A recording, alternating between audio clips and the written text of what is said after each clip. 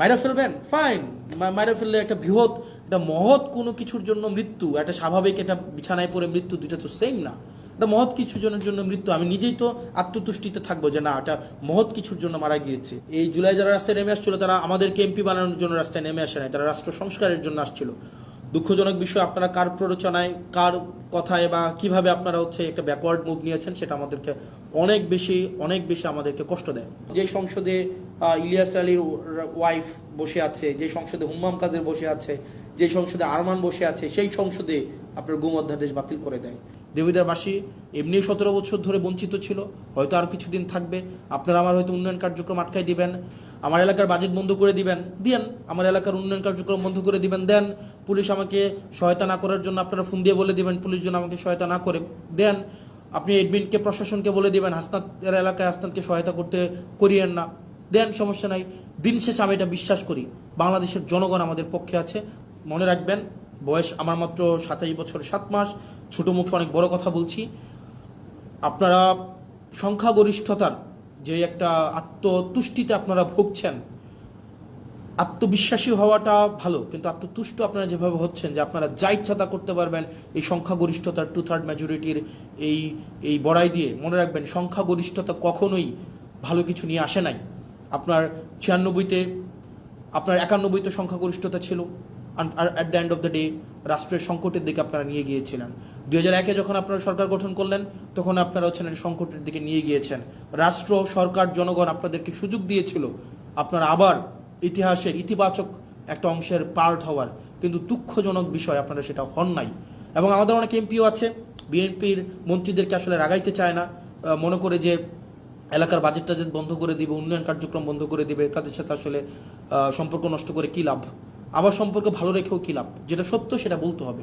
আমার এলাকার বাজেট বন্ধ করে দিবেন, দেন আমার এলাকার উন্নয়ন কার্যক্রম বন্ধ করে দিবেন, দেন পুলিশ আমাকে সহায়তা না করার জন্য আপনারা ফোন দিয়ে বলে দিবেন পুলিশ যেন আমাকে সহায়তা না করে, দেন আপনি এডমিনকে, প্রশাসনকে বলে দিবেন হাসনাতের এলাকায় হাসনাতকে সহায়তা করতে করিয়েন না, দেন সমস্যা নাই।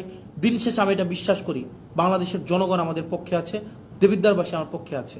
এবং আমার বরাদ্দ বন্ধ করে দেওয়া, আমার এলাকার পুলিশকে আপনারা ফোন দিয়ে বলে দিবেন আমাকে যেন হেল্প না করে, কোনো সমস্যা নেই। আপনি ধরেন এটা যদি মনে করেন আপনার এই ক্ষমতাটা স্থায়ী, এটা সবসময় থেকে যাবে, এটা এটা মানে মানে এটা কোনোভাবেই সম্ভব না। মানে আপনারা আমাকে অসহযোগিতা করেন, ওয়েলকাম। দেবিদ্বারবাসী জানে, দেবিদ্বারবাসী এমনি 17 বছর ধরে বঞ্চিত ছিল, হয়তো আর কিছুদিন থাকবে। আপনারা আমার হয়তো উন্নয়ন কার্যক্রম আটকাই দিবেন, আমার বিভিন্ন কাজ আটকাই দিবেন, পুলিশ হয়তো আমাকে অসহযোগিতা করবে, অ্যাডমিনিস্ট্রেশন আমাকে হয়তো অসহযোগিতা করবে, কিন্তু সত্য বলা থেকে আমাকে বিরত রাখতে পারবে না। সংসদে চেয়ার তো কী হয়েছে, মানে কি হয়েছে ভাই? একটা লাইফে, একটা জীবনে, মানে দুইটা ডাল ভাত খায় বেঁচে থাকলেই তো হয়েছে, এর বেশি তো কোনো কিছুর দরকার নাই। মানে মাইরা ফেলবেন, ফাইন।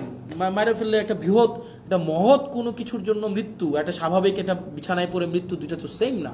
একটা মহৎ কিছুর জন্য মৃত্যু, আমি নিজেই তো আত্মতুষ্টিতে থাকবো যে না, এটা মহৎ কিছুর জন্য মারা গিয়েছে বা মেরে ফেলা হয়েছে। So what? পরিবার, ব্যক্তিগত স্বার্থ, ব্যক্তিগত চাহিদা সব কিছুর উঠে এই বাংলাদেশের দলের ঊর্ধ্বে উঠে বাংলাদেশের স্বার্থ আমাদের প্রয়োজন আছে। বিএনপির আপনারা যারা আছেন, সরকারের আপনারা যারা আছেন, শুধু তো সরকারের বিএনপি নাই, সরকারের গণ অধিকার পরিষদ আছে, সরকারের রাষ্ট্র সংস্কার আছে, আন্দোলনের সাকিব ভাই আছেন। আপনারা যে চুপ করে থাকেন, এগুলো বাংলাদেশকে খুব দুঃখ দেয়, বাংলাদেশের মানুষকে খুব দুঃখ দেয়। যারা জুলাই রাস্তায় নেমে আসছিল, এই জুলাই যারা রাস্তায় নেমে আসছিল, তারা আমাদেরকে এমপি বানানোর জন্য রাস্তায় নেমে আসে নাই, তারা রাষ্ট্র সংস্কারের জন্য আসছিল। দুঃখজনক বিষয়, আপনারা কার প্ররোচনায়, কার কথায় বা কিভাবে আপনারা একটা ব্যাকওয়ার্ড মুভ নিয়েছেন, সেটা আমাদেরকে অনেক বেশি আমাদেরকে কষ্ট দেয়। প্রিয় বাংলাদেশবাসী, আমরা আবার আমাদেরকে এই বিষয়গুলোকে আপনারা আমলে নেবেন। আমাদের যে প্রয়োজন, রাষ্ট্রের কাঠামোগত যে পরিবর্তনগুলো, আমাদের রাষ্ট্রের কাঠামোগত পরিবর্তনগুলোকে আমাদের অবশ্যই নিয়ে আসতে হবে।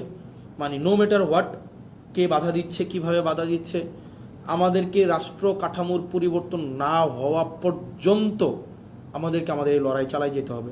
কিন্তু অত্যন্ত দুঃখজনক বিষয়, দেখেন, মানে এটা আমাদের জন্য খুবই দুঃখজনক। আন্দোলনের সময় দেখা যায় নিম্নবর্ণের মানুষগুলা, নিম্নবর্গের রাজনৈতিক কর্মীরা রাস্তায় এসে জীবন দেয়, ব্যবসায়ীরা তখন এসে টাকা পয়সা দেয়। আন্দোলনের পরে দেখা যায় রাজনীতিবিদরা আবার ব্যবসায়ীদের সাথে হাত মিলায়, রাজনীতিবিদরা তাদের পদ পদবি পায়, যেমন আমরা পেয়েছি, আমি নিজেকে সেখান থেকে আলাদা করছি না, কিন্তু দিন শেষে জনগণ কিছুই পায় না। মানে আমরা জনগণের জন্য আসলে কি করতেছি? সবগুলা করতেছি দলের জন্য, সবগুলা করতেছি ব্যক্তির জন্য, সবগুলা করতেছি নিজের জন্য। মানে এই পিপলটা কোথায়? পিপল তো আমাদের মধ্যে নাই, মানে আমাদের মধ্যে তো পিপল নাই। মানে আমরা জনগণের জন্য তো কিছু করতেছি না। যারা কোনো কিছু না পাওয়ার জন্য রাস্তায় নেমে আসছিল, যে এই ছেলেটা, আপনাদের মনে আছে জুলাইতে একটা ছেলে মাথার মধ্যে একটা কড়াই বেঁধে, পিছনে এইচএসসির এডমিট কার্ডটা বেঁধে রাস্তায় নেমে আসছিল, এই পোলাপয়েন্টগুলো কেন আসছিল রাস্তায় বলেন তো?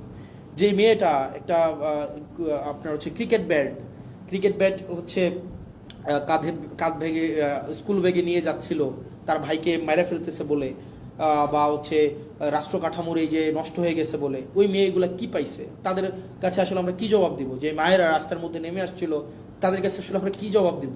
আমি খুব দুঃখ পাই এই সংসদ, যে সংসদে ইলিয়াস আলীর ওয়াইফ বসে আছে, যে সংসদে হুম্মাম কাদের বসে আছে, যে সংসদে আরমান বসে আছে, সেই সংসদে আপনার গুম অধ্যাদেশ বাতিল করে দেয়।